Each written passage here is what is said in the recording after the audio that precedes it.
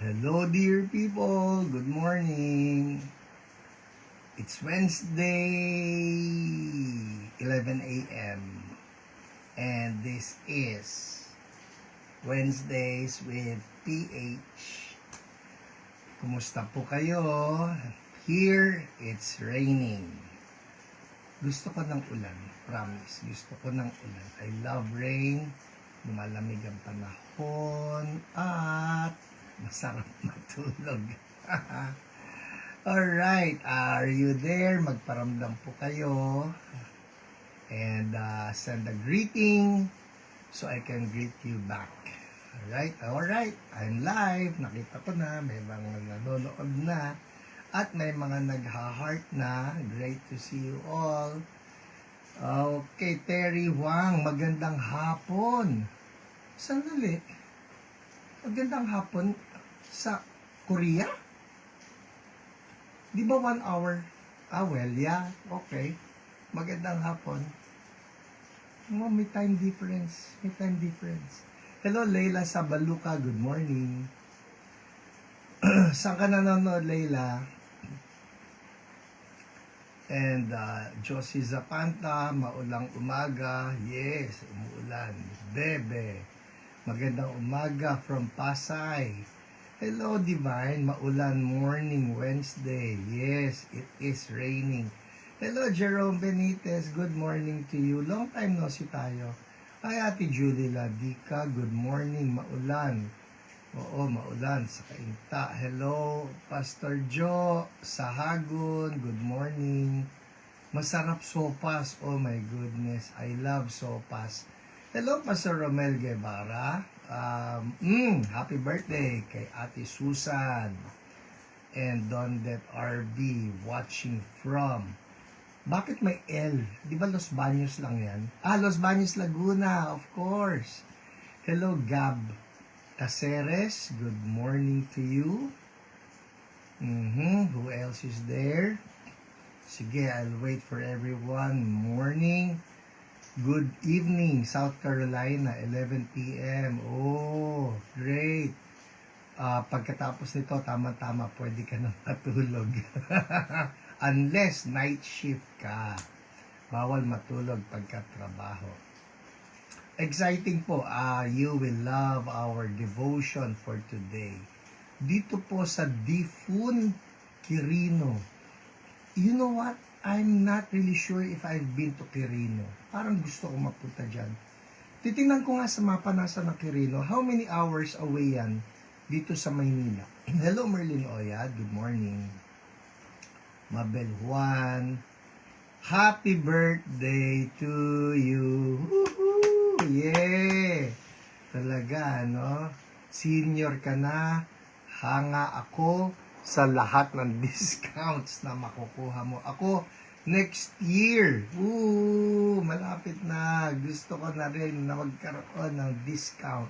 Yun lang ang gusto ko, discount. Ayoko tumanda. Hello, Claire Ramos from Los Baños 2. Dalawa na yung LB natin. Hello, Lian Presas Galang. Good morning sa inyo ng mga taga Abu Dhabi, UAE. Alam niyo, balang araw, mapupunta ako dyan sa UAE. Balang araw. Malapit na. What would be a good season or good month na magpunta dyan? Yun siguro ang dapat na mapagplanuhan. Alright? Who else is there? Send your greeting. Kahapon nakakatuwa. Kahapon nung Sunday nakakatuwa. Nandun kami sa Montalban. I got to see our brothers and sisters sa CSB Montalban. Anniversary ng church natin doon. Leila, 8 hours. Oh wow. Malayo, no? Although mas malayo yung ating church sa CSB Cabagan, Isabela. That's 12 hours away by land. Grabe yun. Roan Dapula, good morning. Sabi nga nila, pagdating mo ron, naka-square na raw ang puwet. Oh my goodness. Yes. At nakakatuwa lang, no? Yung Ang church is so blessed. Daughter churches last Sunday, 5 of them celebrated anniversaries. 5 daughter church, sabay-sabay. Siyempre, hindi ko naman mapuputahan yan, but it's always good. Meron tayo ng mga area pastors and some other pastors who get to preach doon sa kanilang mga celebrations. Kaya, yung 5 daughter churches, alam na ninyo kung sino kayo. Happy anniversary sa inyong lahat. Norvin Laksamana, good morning. Angela Concepcion from Cabanatuan.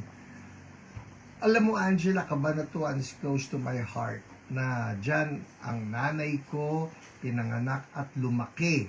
At dyan din ang longganisang batutay. At dyan din ang buro. At dyan din ang garlic longganisa, etc. etc. Hi, Ate Luz Baloy, maulang Wednesday from Noveleta. Opo, dito rin maulan. Pero I love itong ulan natin. Hindi siya yung hindi yung buhos na mabigat. Ika nga ng mga taga Cardona, banayar lang. Yes, excited sa discount. Amen. Yun ang hinihintay ko, tsaka free parking. Yan the perks, no? At sa priority lane, totoo yan. Ako, although, ilang beses na ako napagkamalan, sabi, tatay, doon na lang kayo. Gusto ko yun, ha? Yun nga lang, nag-a-honest. Hindi lang yun, ha? Meron din yung sa mga senior, yung libre na CR. Kasi may mga mall, yung CR, parang 5 piso o 10 piso. Tapos, pagka nakita ka, sige na po, tatay. Sabi ko, 1 taon pa po. Ay, hindi pa kayo. Opo Sabi ko, isipin nyo, nakokonsensya ako. Sayang din. Hello, Pastor Rani. Good morning. Isipin mo, isasangla mo kaluluwa mo para sa 5 pisong CR. Diba? Aminin mo na. Hindi pa po ako senior, 1 taon na lang. Pero minsan, may naawa. Ay, ganun po, hindi pa kayo senior. Sige na po, okay na yun. Nakalusot yung 5 piso ko. Hello, Lilia Sao Aventurado. Good morning. Alright. Okay, who else?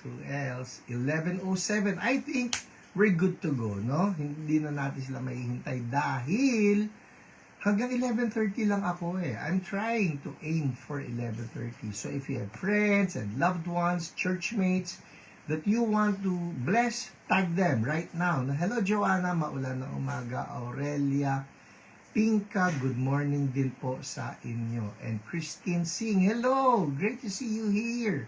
Pickleball pa ba? Nax! And Elsa Tam. Okay, 11:08, magsisimula na po tayo. You know what to do. Get your hard copy Bibles. Alright? At tayo ay mag-aaral na for today. I'm going to be using my The Voice Bible. I love this. I love this version. Ako po paminsan-minsan, I get to use other versions para sa ganon, may iba namang dating sa atin yung word. Okay? Hello, Jen from Abu Dhabi and Melanie Costales. Sige po, let's pray. Lord, salamat po sa inyo for this time that we can approach your word again, find our direction, find our guidance, find our purpose and encouragement from your word. Oh, Holy Spirit, speak to each one of us today. In Jesus' name, amen. Amen. Hi, Ate Lulu, shalom. And Helen Cabalsa, hello. And sino pa ba? Melanie Costales, nabati na ba kita? And hello, Ate Lolet. Game, ang atin pong passage for today. Share nyo ito, tag some other friends para mapanood din nila. Alright? Acts chapter 27, doon tayo. Acts chapter 27. Mahaba-haba po ito actually. Kasi it's from Acts chapter 27 hanggang sa Acts chapter 28. Alright? So, I don't know if I will read the whole story to you and then discuss it, or better ganito gawin natin. Okay? Ganito. Ang topic natin today is this: how God encourages us. Yun na. So if you need encouragement today, this word is for you. And if you know of some others who need some encouragement, this is for them. Kaya itag ninyo sila, this is for all of us. Sino rito nangangailangan ng encouragement? Sabihin, me. Tayong lahat yan. We all need encouragement. There are some days wherein you feel down. There are some days that you just need some push. Ito po yun. This is the devotion for us today. Alright? Hi, Pastor Milo. Nice to see you here. And Eloisa Vinson. Okay. Ito yun ha. Isulat nga ninyo para yung mga latecomers makita ito. How God encourages us. So, ang istorya, ganito lang, isa-summarize ko yung istorya. Si Apostle Paul, you remember that he was arrested when he was in the temple in Jerusalem. Okay? Yes, Lian, just for you and for everybody else who need encouragement. So, balikan ko. Si Paul, inaresto sa Jerusalem. Pagka-aresto sa kanya, iniharap siya sa hearing ng iba-iba na mga governors, hinarap siya sa hearing na punta pa siya, na ina-accuse siya nitong mga high priest na ito and everybody else. So finally, itong si Paul, dahil ang totoo niyan, yung mga Jewish religious leaders, ang gusto lang naman talaga nila patayin si Paul because he is being mightily used by the Lord to advance the kingdom of God. Malungkot na nandun ka, you just want to follow God, you want to be a blessing to others, pero may mga gustong pumatay kay Apostle Paul. So finally, itong si Apostle Paul, sabi niya, I appeal to Caesar. Hello, Lydia Go. So, sabi niya, I appeal to Caesar. So in short, doon sa mga hearing na ito, sinabi na nila, sige, dalhin yan sa Rome. Dalhin yan doon sa kay Caesar. I appeal to Caesar, sabi niya. So, in the course of pagta-travel, kasi noon naman walang aeroplano, alam naman natin yan, for the Apostle Paul to reach Rome, isinakay siya ng barko. Eto na yon. Yung barko na sinasakyan niya ay hinampas ng sangkaterbang matinding storms. Tawag natin dyan, typhoons. So much so na ang kwento rito, 14 days and 14 nights na siyang hinahampas nitong bagyo. Yung barko nila, okay? Sobrang tindi nung hampas na nangyayari. Mag-imagine na lang kayo ng scenario. Pwedeng hindi tayo nasa barko, pero may mga bagyo sa buhay natin. Hindi lang 1 day, 2 days, 3 days, 4 days. Yung kanya 14 days. Grabe yun. Ako nga konting alon lang yung humampas sa bangka. Takot na ako Ito 14 days. And finally, na-shipwreck pa nga itong barko na sinasakyan niya. So ito ang pag-usapan natin. 14 days. Ewan ko kung nangyari na sa inyo yung Lord, ayoko na po ng problema. Lord, hirap na ako. Lord, tama na. May mga ganun para extended play. Extended play yung problema. Lord, wala bang tigil ito? At yun ang nangyari kay Apostle Paul. 14 straight days of the boat that he was in, constantly under threat of sinking. Siya under threat of drowning or getting killed or dying. Grabe yun, hindi ba? Grabe yung alon from Iloilo to Bacolod, 1 hour, na-trauma na ako. Grabe, 1 hour. Imagine that, Iloilo to Bacolod, inter-island yan. Ito po si Apostle Paul, he was in the deep sea waters being tossed, no? Ginagana, hinapas 14 days. So yan ang imagine natin. Paano kung nagkaroon ka ng problema ng sunod-sunod na araw at parang walang tigil? Currently in that season, daming hampas. Di ba? Ito ang tanong. How did God encourage Paul? At ito rin ang gusto kong i-release sa ating lahat. Ako, nangangailangan din po ako ng encouragement at times, no? How did God encourage Paul? Let's begin. Ito na. So, ang sabi rito, sisimulan ko yung pagbasa, iiksiyan ko na lang. Assignment ninyo ito, isulat nyo, Acts chapter 27 to 28. O yan, assignment nyo yan. Sulat nyo, Acts 27 to 28. Basahin nyo yung 2 chapters na yan para makita nyo how did God encourage Paul through the storms. Okay? Kasi, siguro, a more basic question, ba't hindi na lang siya alisin sa storm? Minsan siguro iniisip niyo, Lord, ayoko ng storm, alisin niyo na lang yung storm. Hindi eh. Hindi inaalis ng Lord yung storm eh. Bakit nga? Kasi it's the storms that actually make us stronger. Hindi ka magiging strong kung hindi ka dadaan doon. Kaya may mga Kristiyano kapag ka dumaan na sa problema, ayun na, wala na. Ayoko na kay Lord, backslide na ako. Ayoko na sa church. Ayoko na kay pastor. Ayoko na sa fellowship. Wala na, dumaan na sa storm, umayaw na. Hindi yun ang gusto ni Lord. So, He allows us to go through the storms to make us strong. Yun eh. To make us strong. So, game. Tingnan natin. How did God encourage Paul? Ang daming points nito. Kaya, mabilis lang ito. Alright? 8 lessons. 8 lessons. How did God encourage Paul? Number 1, sabi rito, simulan ko yung pagbasa sa verse 21. Sabi ni Paul, on top of all this, sabi nitong The Voice Bible, again, this is what I'm using, The Voice Bible. Sabi, on top of all this, the crew had been unable to eat anything because of the turmoil. Paul saw the crew had reached a critical moment. He gathered them. Isipin nyo, 14 days yung crew hindi makakain. Bakit?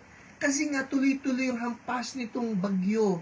Wala silang break. Ang sabi rito, babalik ako sa verse 20. Grabe ito. Yung mga nag-aano, kawawa naman ako, basahin nyo ito, mawawala yung awa ninyo sa sarili nyo. Matcha-challenge kayo. Verse 20, ang sabi rito, days passed without relief from the furious winds, without a single break in the clouds, to see sun or stars even for a moment. Whoa! Na hindi man lang lumitaw ang araw, tuloy-tuloy. Despair set in as if all hope of rescue had been cast overboard as well. No hope.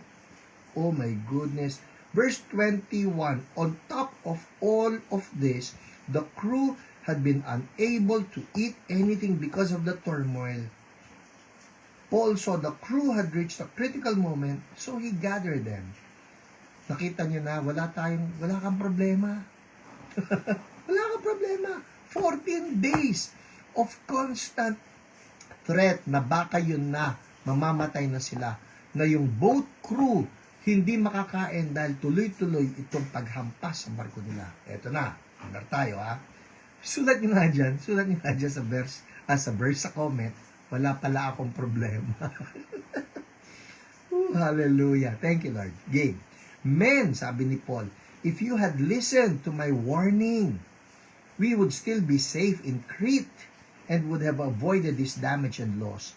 I was correct in my warning, so I urge you to believe me now. None of you will die. We will lose the ship. We will lose the ship. Sabi niya, mawawala itong barko. But we will not lose one life. Wow. So keep up your courage, men. Verse 23. The God I belong to, the God I worship, sent a heavenly messenger to me this night. Whoa, I love it. Yes, pinsan. Wala pala akong problema. Yes, Ate Annabel, wala tayong problema. Of course, we say that in comparison to what the Apostle Paul went. Alright? I believe this. Nawala yata ako. Diyan lang kayo. Huwag kayong mawala. I believe this. Angels are there. God sent His angels. Sabi niya rito, God sent a heavenly messenger to me this night. That's number 1. Okay? So may angel tayong kasama. Tinutulungan tayo. Thank you, Lord. Thank you, Lord. Sabihin niyo nga, thank you, Lord. Number 2, sabi rito, verse 24. Verse 24. He said, do not be afraid, Paul. Ay, alam niyo, may advertisement kayo. Baka kailangan ng pera. So anyway, balikan natin. He said, do not be afraid, Paul. I'm not finished with you yet. You're going to stand before the emperor. Wow! You can be certain that God has granted safety to you and all your companions. Number 2, how does God encourage us? God reminds us of our purpose. May purpose ka pa. At itong si Paul, ito, constant threat, baka mamatay na, baka ito na yun, baka lumubog yung barko, etc. Nagsabi itong si Lord sa kanya, sabi, through the angel, no? Ang sabi, don't be afraid, Paul, I'm not finished with you yet. You're going to stand before the emperor. That's his purpose. May purpose eh. Kaya, ganito yan, kung may purpose si Lord sa'yo, hindi ka pwede mamatay. Kung may purpose sa'yo si Lord, hindi ka pwedeng umayaw.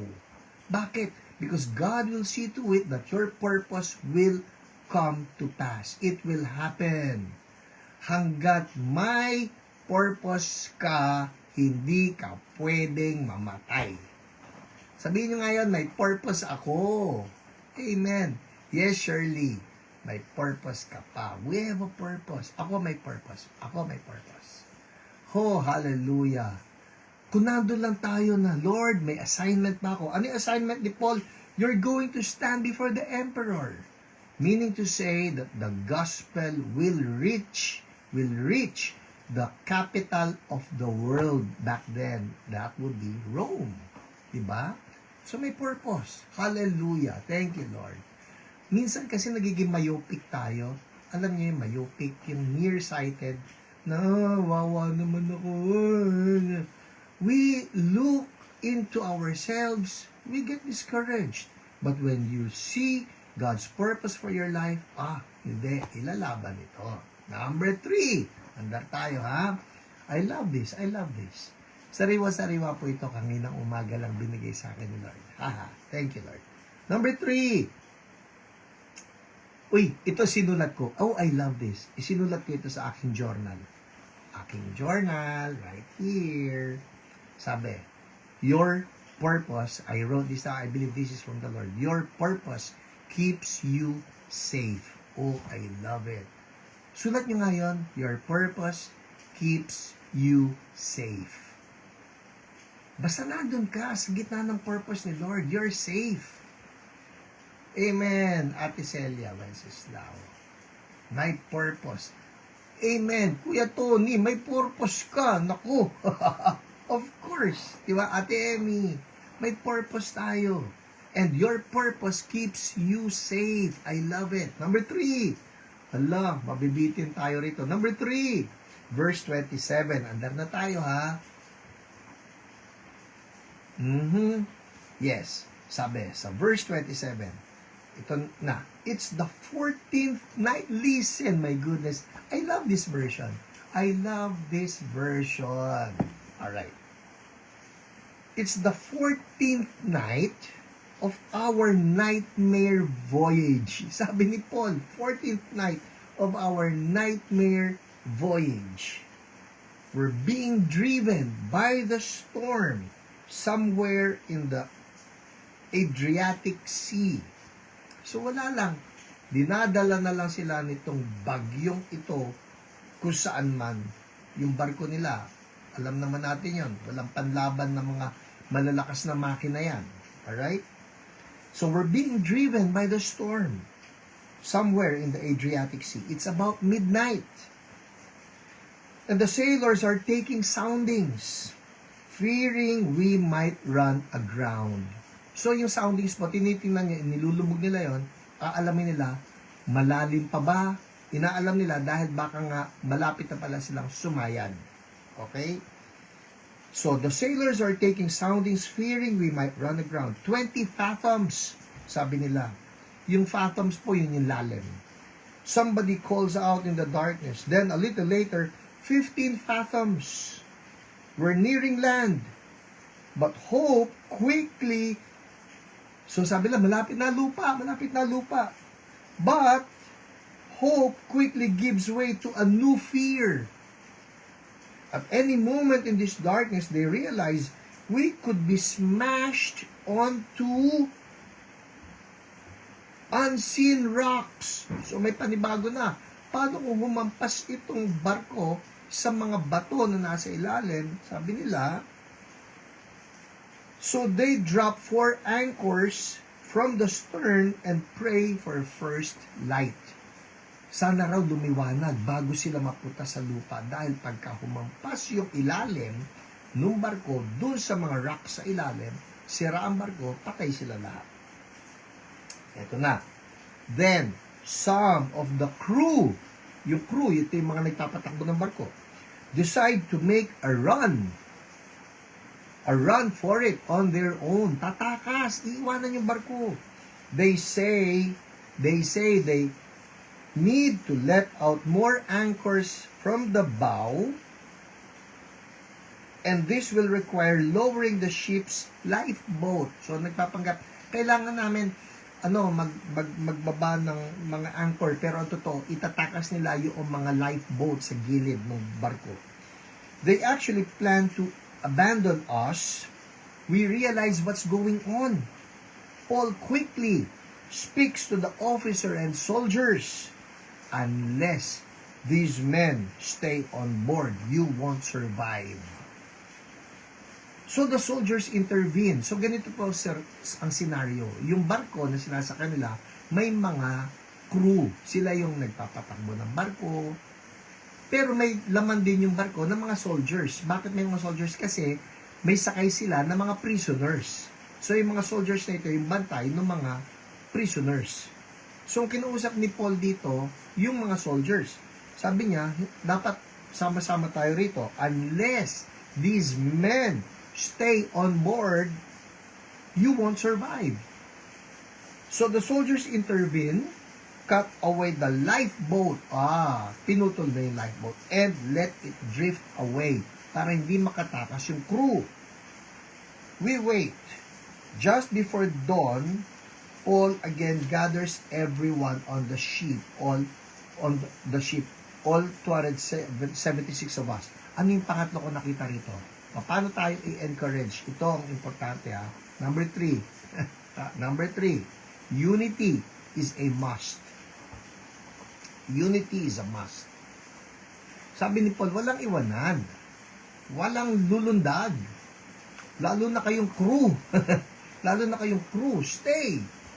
Because if you leave, sabi niya rito, unless these men stay on board, you won't survive. Napansin niyo yun? There is always strength in unity. Kaya ang Diablo, gusto niya talaga ng alisin yung support mo, alisin yung fellowship mo. I'm talking to somebody right now, baka ikaw discouraged ka na. I want you to know, fellowship is a must. Unite again. Reconcile again. Recognize that you need others. Sabi ni Paul, hoy, kayo na mga sailors, kayo na crew ng barkong ito, hindi kayo pwede mang-iwan. Bakit? Pag nang-iwan kayo, yung buong boat na ito, patay. Pati kayo.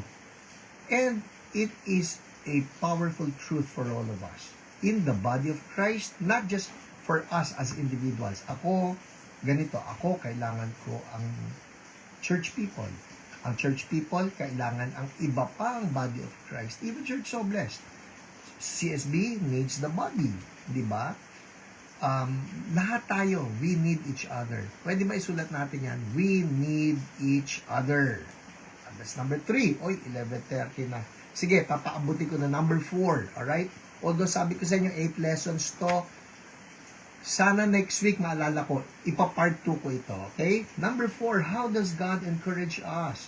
So, importante yun. Number 4, sabi rito, verse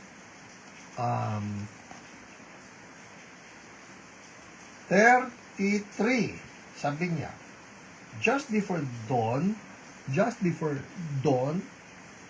Paul again gathers everyone on the ship, all 276 of us. Ang dami pala nung laman ng barko, 276. He urges everyone to eat and encourages us not to lose hope. Listen, men, sabi niya, we've all been under incredible stress for 14 days. Ay, grabe. Incredible stress for 14 days. You haven't eaten anything during this whole time. I urge you to take some food now because it will help you survive what we're about to face. And I want to assure you, not one of you will lose a single hair from your head. We're all going to make it. All 276 of us. We're all going to make it. Hallelujah. Tingnan niyo magsalita si Paul. Paano siya magsalita? Hindi siya individualistic. We're all going to make it. Ano ini-emphasize niya rito? Sama-sama tayo rito. We're all going to make it. Verse 35. Then Paul takes a loaf of bread and gives thanks to God in front of all of them. He breaks it, takes a piece, and begins to eat. Woohoo! Verse 36. A fresh surge of courage seems to fill their hearts as they also begin to eat. After satisfying their hunger, the crew lightens the ship by throwing the remaining wheat overboard. And day finally breaks. Number 4, how does God encourage us in our storms? Ang sinulat ko sa aking journal, eating. Eating. Or, pwede rin naman have communion with others. We eat. Eating is necessary. I'm not saying lamuning. Magkaiba po yung lamuning. Lamuning is not necessary. Ano yung lamuning, Pastor? Gluttony po yun. Gluttony is not necessary. Eating is necessary.